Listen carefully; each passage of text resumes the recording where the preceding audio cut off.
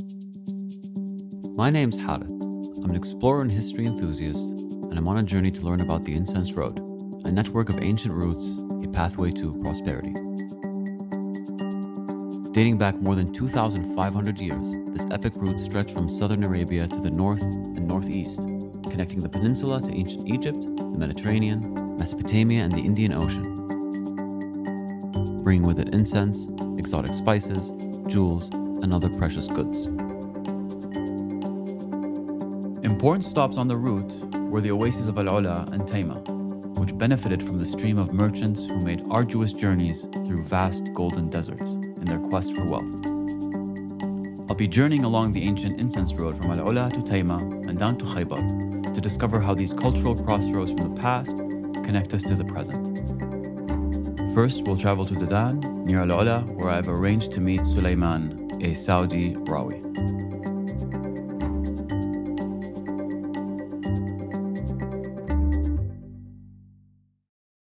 Good morning. Morning, nice to meet you. How old are these ruins? When were they built? Actually, it dates back to almost 3,000 years ago. So, for the first millennium BC, there were a need for an order for a kingdom. And the first kingdom in the North Arabian Peninsula was the Dadanite Kingdom. In front of you here, it's actually the lion tombs. And the lion tombs are a good evidence of cultural exchange that happened between the region itself, because the lion tombs are from another tribe called Malay. So they exchange ideas, they exchange beliefs, and they were living in harmony. One of the most important goods transported on the Incense Road was fragrant frankincense, which at one time was more valuable than gold. The transport of myrrh, cardamom, cinnamon, and black peppercorn also brought fortune to the region, fueling the rise of powerful Arabian kingdoms like those who occupied AlUla's heritage sites. Today, archaeologists come to AlUla and unearth ancient relics that tell us about this place and the people who came before us.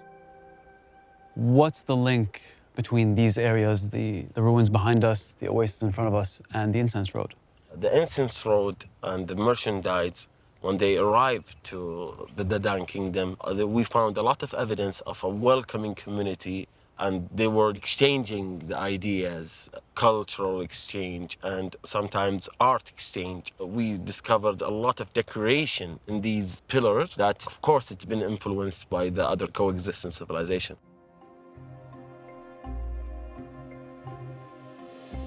After visiting Dadan and hearing Sulaiman's stories, I've learned how traders came here to make their fortune, but in doing so, also exchanged cultural ideas. Next stop, Hegra and its extraordinary tombs. This UNESCO World Heritage Site is going to reveal so much more about how ancient civilizations lived in AlUla. So when were these tombs built? These tombs were built 2,000 years ago. And this is when Hegra became the main hub for the Incense and Spices Road. I'm noticing there's several influences on the architecture. You have the Sphinx, you have the Roman columns, and you have the coronation. And other tombs, we have the Medusa, the Greek mythology. They were opening to the world. This region was a melting pot of cultural exchange. And it's shown in these huge monuments. Hegra has over 100 tombs beautifully carved into the rock and was listed by UNESCO as a World Heritage Site in 2008. Sulaiman is now going to show me the tomb of Lihyan, son of Kuza, the largest tomb in Hegra. This tomb, the locals call it Al-Farid. It means the unique one because it stands alone. How pioneering was this type of work? So what they used to use is actually chisel and a hammer and a pick. That's it to carve this huge monument. Nabataeans were genius. The Nabataean people were indeed geniuses, pioneering innovations that far surpassed their era. These once nomadic people settled in AlUla and were masters of stone carving and water engineering. Their skills and ideas left a huge legacy. We continue our journey to the oasis city of Tayma, whose meaning can be related to water. Thousands of years of history have been uncovered at Tayma, including vestiges of the Incense Road and key sites and monuments such as Souq al-Najm and Bir Hattaj, which are both still in use today. Some people even believe the well of Haddaj is as old as the Incense Road itself. On arriving in Tayma and walking through the oasis and characterful old town, I get a sense that this is a place with layers of history and culture. Ahmad, a Rawi whose family have lived here for 22 generations, is going to show us around. Hello. Hello and welcome.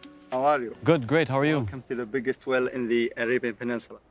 Did this town develop because of the Incense Road, or was it here first and the Incense Road passed through because of the availability of water? So first of all, Tayma was not just a town, it was a city.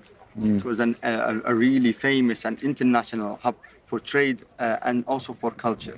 And the existence of water really helped. But later on, they started digging giant wells like the one next to us here. And if you go on Google Maps, you will see that Haddaj well is in the center of Tayma, or modern day Tayma, because everybody relied on Haddaj and we wanted to get as close as to Haddaj as possible.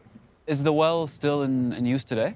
Actually, yes. To the nearby farms, it's considered to be the main source of water for them. So can we go for a swim?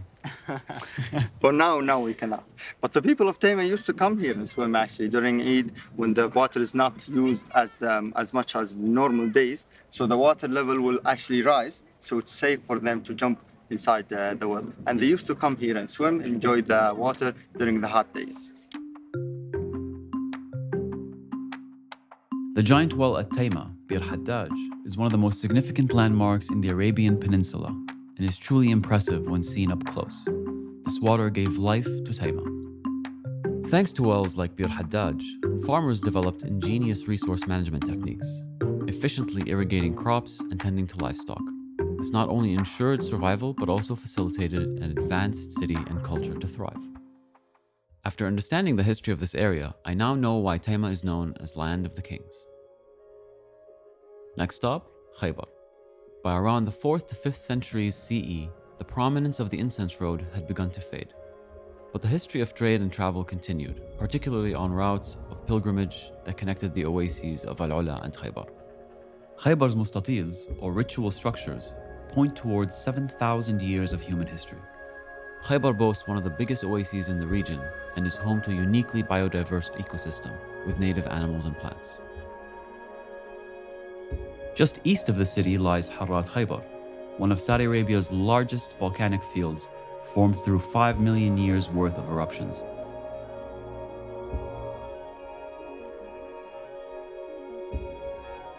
I set about climbing spectacular basalt lava flows to reach the summit of the iconic Jabal Qidr.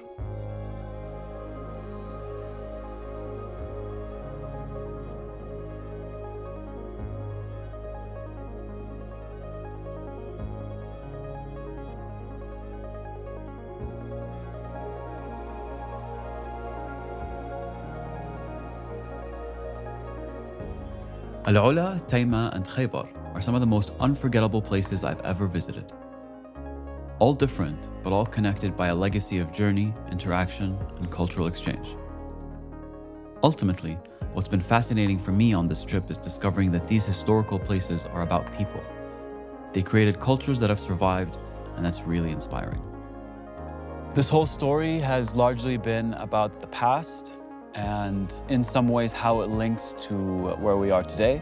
And I'm very excited to see what the future of this place holds.